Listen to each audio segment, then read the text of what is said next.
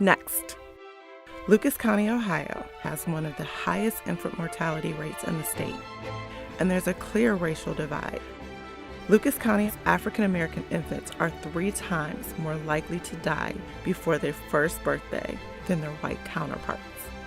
In this special report, we'll follow the dedicated social workers and public health officials on the front lines of the battle to make sure every child makes it to their first birthday.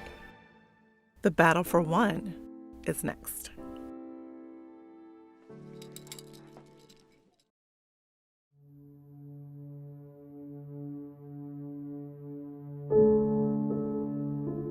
The Battle for One was supported by the Pulitzer Center and by viewers like you. Thank you.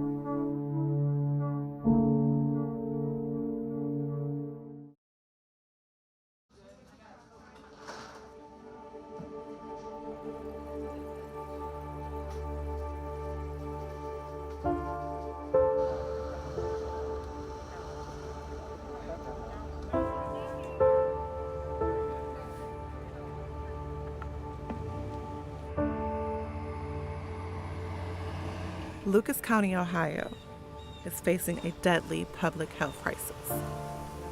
Despite the best efforts of medical professionals, the toll is mounting. The killer is not new. It has been with us for years. The killer is infant mortality. My name is Teresa Bush. That's me on the left. For the next half hour, I will be your guide through the causes, effects, and possible solutions to infant mortality in Lucas County. We're starting our journey here at Mom's House of Toledo. Their mission is to support single moms as they complete their education, learn to provide for their families, and break the generational cycle of poverty. Julie Haas is the program director. Mornings are the highlight of the day. It is by far the most active time of the day. It's our time to connect with the moms at drop-off. It is our time to really see the kids in action. Amarian and his mom are just arriving. Amarian came to us when he was a baby. He was born premature. When he was born, there were some of his internal organs that were not fully developed. He was in and out of the hospital, and for anybody, even as an adult, being in and out of a hospital is stressful. So imagine what it's like being nonverbal, a tiny little human, already trying to figure out so many things in the world. What caused Amarian's medical issues? Let's look at the numbers. Infant mortality is defined as the death of an infant before his or her first birthday and is calculated by dividing the number of infant deaths by the number of live births and multiplying by 1,000. It is an important indicator of an area's health and quality of life. In the United States, the infant mortality rate is 5.7 out of every 1,000 births. In the state of Ohio, the rate rises to 6.9 out of every 1,000 births. In Lucas County, the rate rises again, 7.4 out of every 1,000 births. The 2 largest causes of infant mortality in Lucas County are low birth weight and preterm babies. Lucas County's infant mortality rate has been trending downward over the past few years. But Lucas County's infant mortality rate hides a staggering disparity when you separate the rate by race. The infant mortality rate for white children in Lucas County is 4.7 per 1,000 births. For African American infants, it's 13.7 per 1,000 births. That means African American infants like Amarian are 3 times more likely to die before their first birthday than their white counterparts. The question is, why? And if infant mortality is a reflection of both our health and quality of life, is it a social or medical issue? To find out, I've decided to give the issues a face, mine, and follow the process of a hypothetical pregnancy.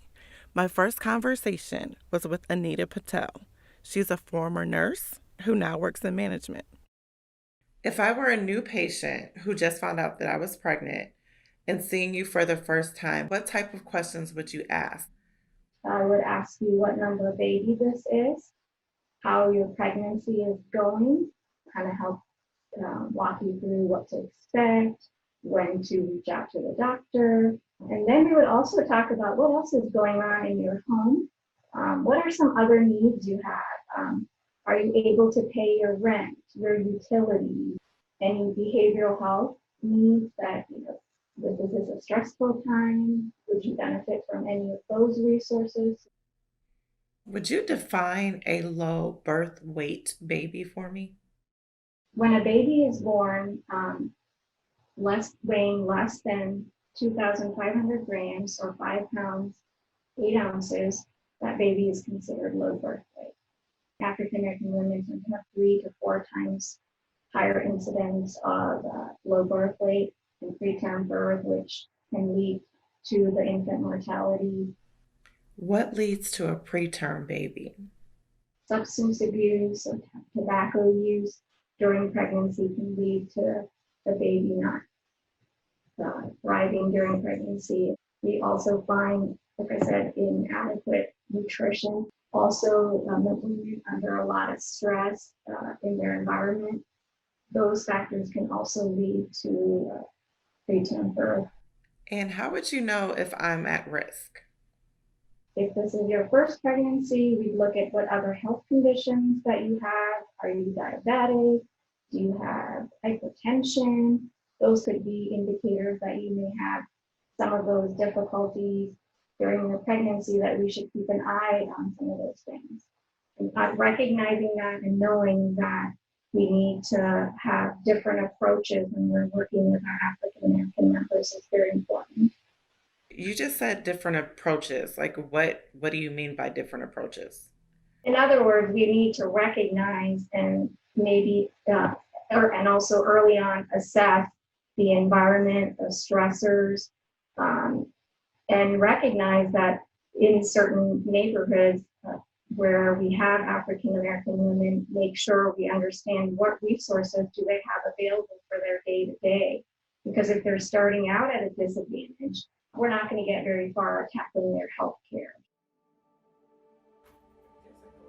If I'm starting out at a disadvantage and a different approach is needed, do I need someone specific to address my needs as an African American woman? I've reached out to my contacts and one name kept coming up. D'Angela Pitts is in her first year of practice as a doctor in obstetrics and gynecology in the Detroit area. So, you were brought to us. I actually kind of filtered around and asked several different people, and area Toledo doctors, and friends of mine that talked to recommended you. So how does cultural competency affect and relate to infant mortality? So when we look at infant mortality in the United States, different race groups have an increased risk, such as African Americans. So being able to know your patient population, know what affects them, you can be on heightened alert. And what specific roles do you do? Like, what specific steps do you do personally to prevent infant mortality? The goal is healthy mom, healthy baby. So I don't only take care of you as a pregnant woman, I also take care of your baby. And at the end of this, I want you to go home with your baby. So I listen. I tell you to be an advocate for yourself. So if something feels off, if you're not feeling your baby move, if your blood pressure is high, I don't want you to sit at home. So what about women that can't advocate for themselves or don't know how to or don't know the resources or where to go? If you feel that your doctor, midwife is not listening, say it again. So being an advocate, saying it again, and just if you need to go to another hospital, if you need to ask for another physician, you want to be an advocate for yourself. What are general things that you might say to a person that is having a horrible pregnancy? We would talk. And then sometimes these pregnancies have adverse outcomes, or you get a you get a phone call that you're not expecting, I want to be that person that can walk you through some of the toughest times of your life and be there for you to help you come out on the other side. And sometimes those conversations have tears, lots of tears. So if you had that conversation, nothing that you did caused your low birth weight, preterm delivery, but our goal is to get you on the other end and get you to a term delivery or, again, healthy mom, healthy baby.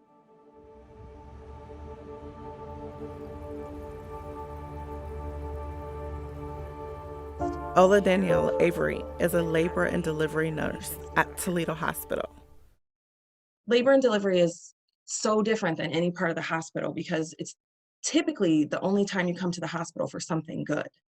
9 times out of 10, if you ask a woman to retell the story of the birth of her child, it tends to be something that women bond over telling this story.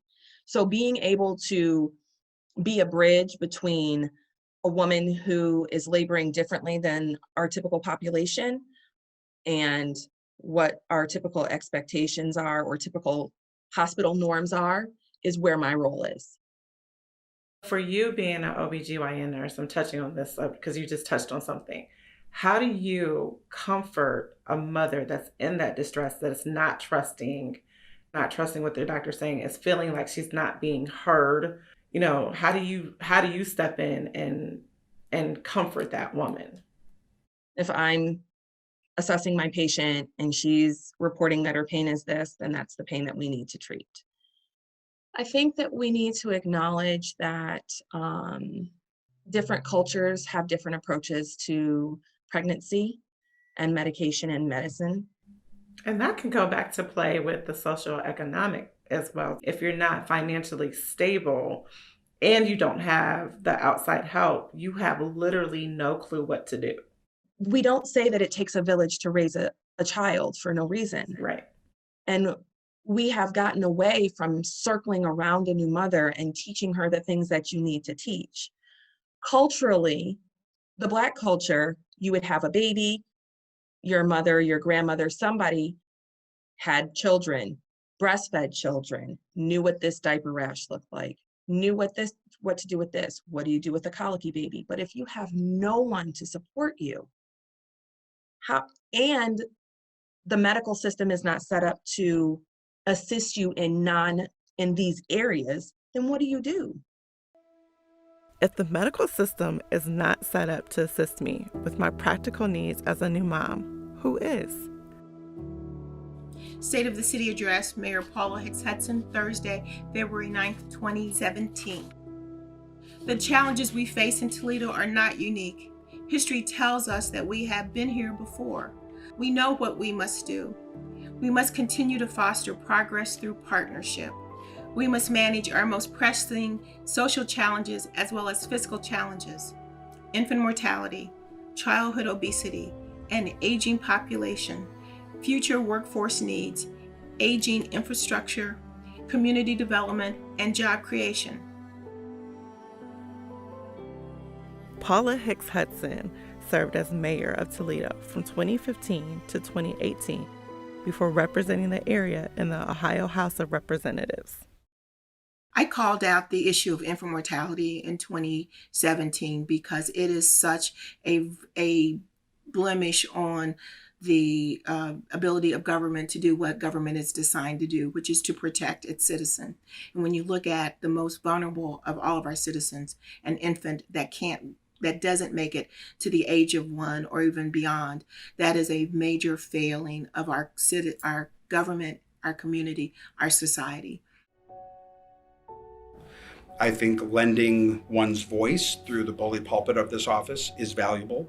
I know that's what Mayor Hicks Hudson did, and when I followed her into the mayor's office, it would make sense that I would confront, many of the issues that confronted her. Wade Kapsakevich is the mayor of Toledo.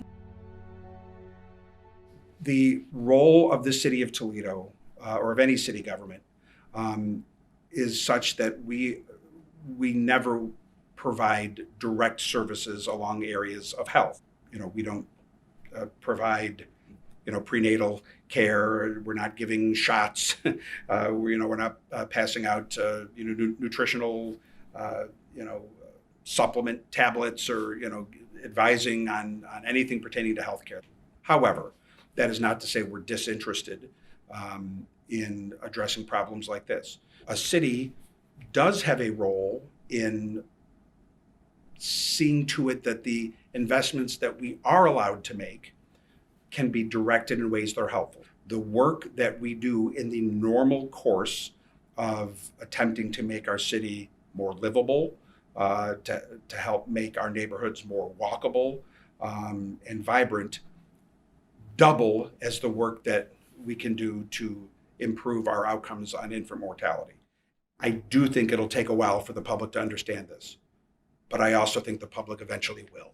I think the public eventually will come to understand what's at root here, and I think they will be allies as we try to make the investments necessary to move the needle. Eric Skudzinski is the health commissioner for the Toledo Lucas County Health Department.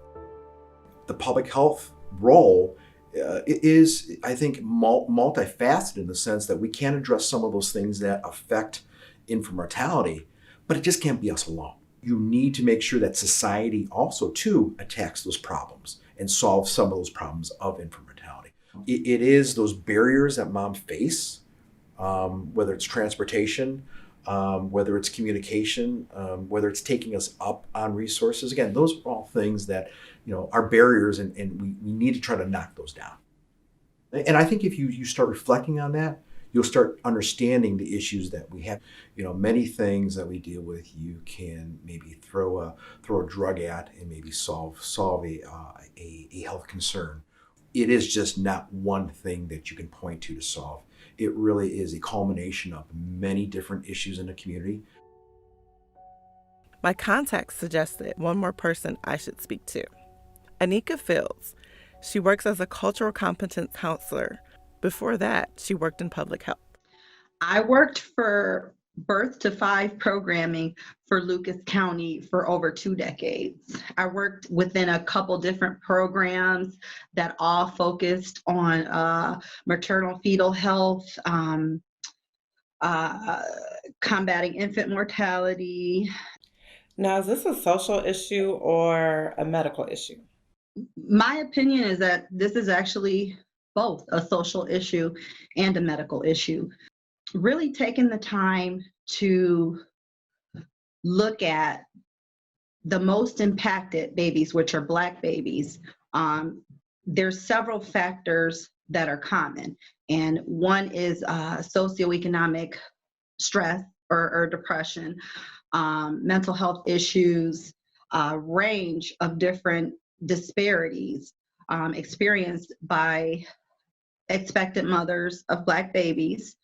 And the reason I say it's a medical issue is because at the end of the day, the mother's health, the maternal fetal health, is what helps to produce a healthy baby. So why do you feel like there is a disparity between the number of African American infants affected by infant mortality versus the number of white infants that are affected by infant mortality? There's a big issue that really needs a little bit more attention. And that is the issue of structural racism. What we see and what the data tells us is that people who are socioeconomically depressed experience far more challenges in day-to-day life. So that may be in the criminal justice sector. That could be in lack of opportunities for employment. It could be a host of things. But those things all affect and play into a person's health and a potential mother's health, and how she internalizes that and how it affects the development of her baby, her unborn baby. You touched on something. What is social economic depression? Socioeconomic depression, I would describe as a circumstance that people of color and other ethnic minorities experience where there are unequal opportunities, there's unequal access. We see the disparities of Black mothers, of Black people in general. And until we're able to take a serious look at the structural racism and the implications on how it affects life in general and the total overall well-being of people of color and other ethnic minorities, I don't think we're really going to eliminate the problem. The per capita numbers should not exist in a place where we have safe drinking water. We have a complete healthcare system. And I think whether it's sheer numbers or it's one number, the fact that we have resources in this community and those resources are not meeting the need of every mom. So when I make that statement in 2017 and I make that statement in 2018, 2019, and 2020, it's still the same thing, that we need to put our resources and make them available to help moms be healthy, to help babies be born healthy. How available resources support the health of a community is the focus of an area of research called social determinants of health. Kate Summerfield leads the team putting social determinants of health in action in Lucas County. Social determinants of health are non-clinical factors such as housing, transportation, education that really impact the health of an individual and health of communities. Structural racism, we know, absolutely is a direct correlation and a cause of infant mortality. The toxic stress that, in particular, minority, Black, and Latina moms experience is real. And so from a structural perspective, everything from ensuring that providers were providing the right care, but also when you look at things like job wage and education, we know that things like institutional and systemic racism are directly impacting our birth weight and our infant mortality rates across communities. If you're a Black mom, you're more likely to have a baby die before their first birthday than a white mom, regardless of education level, regardless of income. So it's absolutely an education issue, having access to everything starting from high quality preschool all the way up to job access and the ability to provide for your family as well. So is that the answer? Is the stress caused by structural racism driving the infant mortality rate up among African Americans in Lucas County? The stress of navigating the medical system, the stress of fighting to be heard, the stress of having to seek help once your child is born. How do you solve that? The answer brings us back to Omarion and Mom's House of Toledo. If infant mortality is a battle, Omarion is a survivor. Omarion is a success story. We intentionally worked with his mother on making sure that all around we were doing what the doctors had instructed us to do. And after a couple of months, we are happy to say that this young man recently turned 1. He is thriving in his environment. His medical issues are under control. And most importantly, he is meeting all of his developmental milestones. I believe what we see here at Mom's House is definitely the social side. We see the lack of, which causes the heightened possibility of infant mortality. Oh, Lord have mercy. He's bigger than he looks. 1, 2, 3. Good job, Omarion. Christina Rodriguez is the executive director of Mom's House of Toledo. Good job. One more time. Here we go. 1, 2, 3. The clientele we serve are at the top of those statistics. You're talking young, Black, and a lack of educated young people. One of the things that we here at Mom's House have really started to utilize is the term ACEs, Adverse Childhood Experiences. Now, when we talk about ACEs, there's the medical side of it, but there's also the social side of it, whether it's seeing their mother be abused by their father, or living in extreme poverty, or moving all the time. And they're constantly being traumatized through those experiences in their life, which start to shape them in who they are. And then they come to us, and the direct correlation to infant mortality really is a social correlation. When a child has trauma in their life and they're in an at-risk environment at all times, and that could cause stress.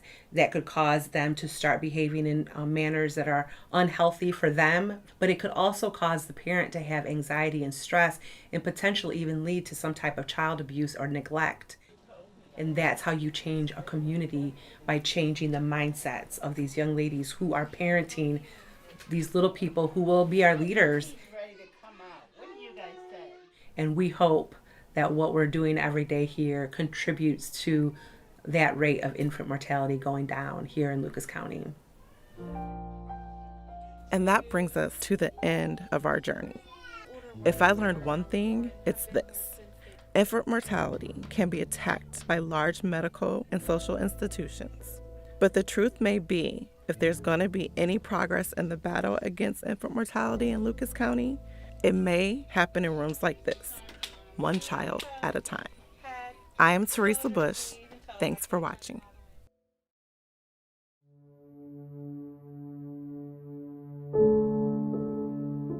The Battle for One was supported by the Pulitzer Center and by viewers like you. Thank you.